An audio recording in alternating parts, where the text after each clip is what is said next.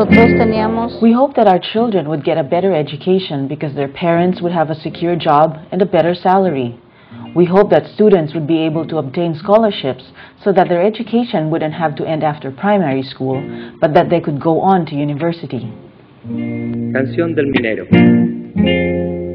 Well, when the mine arrived, our expectations were that we were going to live a little bit better here. We felt encouraged because we thought we were going to improve our community. We thought we'd be able to improve our housing and build a better future for our children, grandchildren, and great-grandchildren. We thought the ejido, our community, would change, but that hasn't been the case.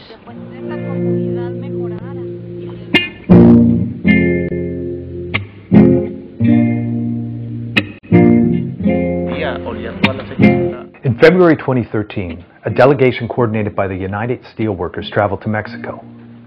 Their objective was to investigate human rights abuses being committed by Canadian mining companies. The Steelworkers were joined by members of the Canadian Union of Public Employees, the Communication, Energy and Paper Workers Union, and Kairos. As concerned Canadians, they were not prepared for what they encountered. We've been shocked and appalled at some of the human rights abuses that we've seen, abuses both of the human rights of communities and the labor rights of workers.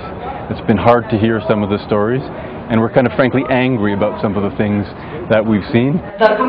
Working with the Mexican human rights organization, ProDESC, the delegation visited two communities impacted by Canadian mining companies, one in the state of Oaxaca and the other in the state of Durango.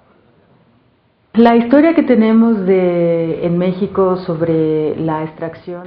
This has been happening in Mexico for the past 500 years. Foreigners removing minerals like gold without regard for rights of the indigenous people, harming the land and the territory. This changed fundamentally with the free trade agreement between the United States, Mexico and Canada in 1994. This brought in a flood of foreign investments that had the consequences of a bomb going off. Canadian mining companies have found few restrictions to maximizing profits when operating in Mexico. These companies are taking advantage of the open-door policies of the Mexican government, as well as a national labor law that stacks the deck against independent trade unions. Small communities and workers trying to organize have little ability to put a stop to violations being committed by Canadian companies, and even less capacity to win compensation for damages done to them. These companies have deep pockets, plus the backing of the Mexican government, and more importantly, the companies have the implicit support of the many levels of Mexican police and military. In the state of Oaxaca, the delegation visited the heavily divided community of San Jose del Progreso. Here, Fortuno Silver, a Vancouver-based company, has a mine right at the edge of town. Since the mine's arrival, the community can no longer hold town meetings. It has a church divided between pro-mine and anti-mine members. This community has experienced firsthand the ugly side of foreign resource extraction. When a company has a project, along with the government, it presents it to the community. If the community is interested, the project is carried out. If not, it doesn't. That is all we want here, nothing more than that. We are not asking for anything else, or that the company is shut down. That is not our position. All we want is that you ask the community. The company is supplying the people supporting the mine with water from the mine and with tanker trucks, and that is why they keep going. But just like the mine is protecting them now, it will eventually not do it anymore, and they will have to look at the real needs. Soon, the devastation will be more noticeable, and the company will start pouring in more money. It will do everything possible to maintain the municipal power and win.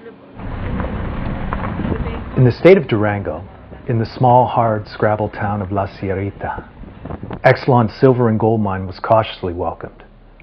In 2008, the community celebrated a hard-fought deal with the company. The agreement included long-term economic development, local employment, and environmental safeguards. At the time, this deal was a model of cooperation. Esta empresa hizo un convenio con los ejidatarios en las que estableció condiciones. This company signed a contract with the ejidatarios and agreed to build a water treatment plant to make the water usable for agricultural purposes. But far from complying with this, what they've done instead is extract the water from the mine, which contains a high concentration of arsenic, and dump it. La empresa nos engañó bastante, pues no ha cumplido. The company lied to us. They haven't complied with anything in the contract. They played around with us and deceived us. This has hurt us a lot, because instead of getting better, we've gotten worse here in the ejido.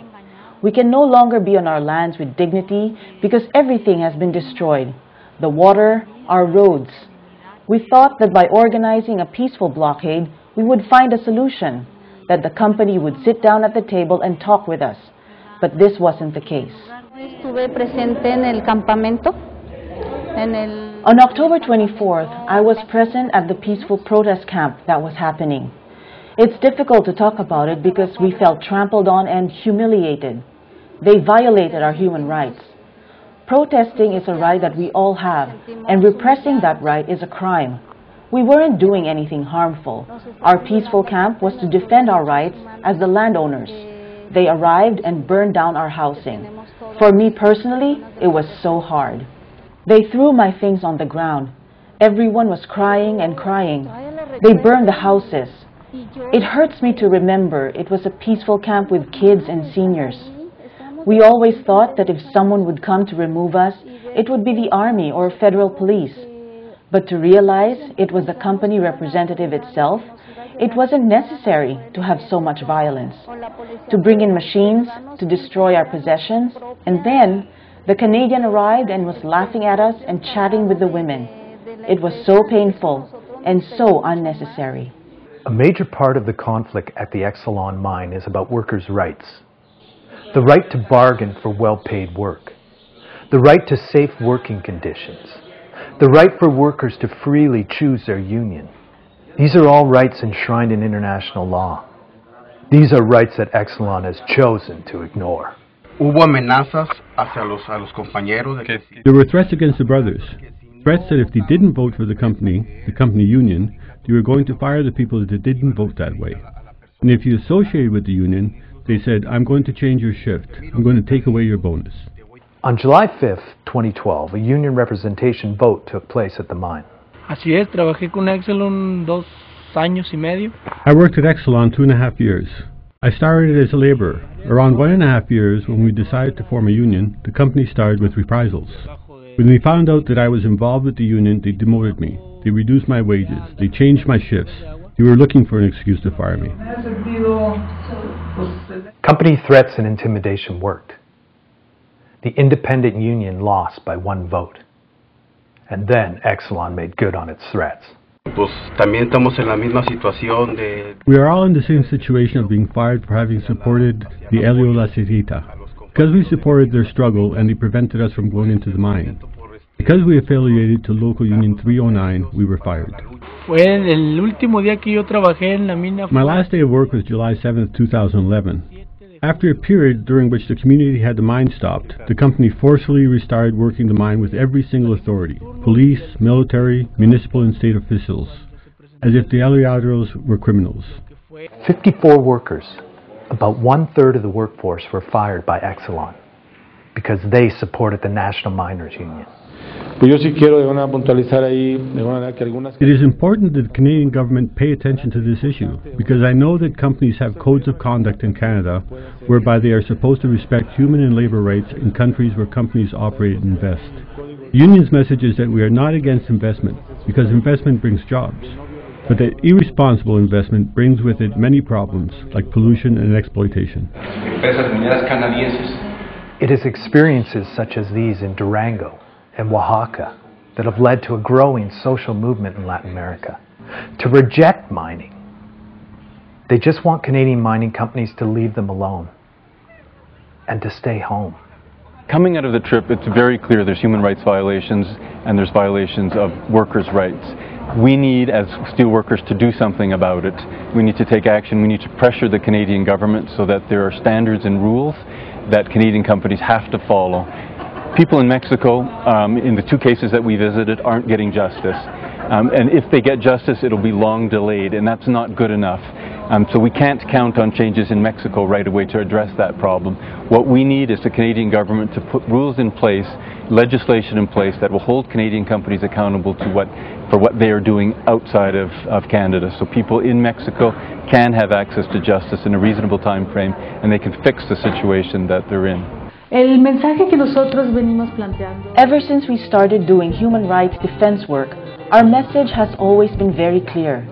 It's a message not only for Mexicans and Canadians, but for all communities seeking justice and dignity. And that message is, enough is enough.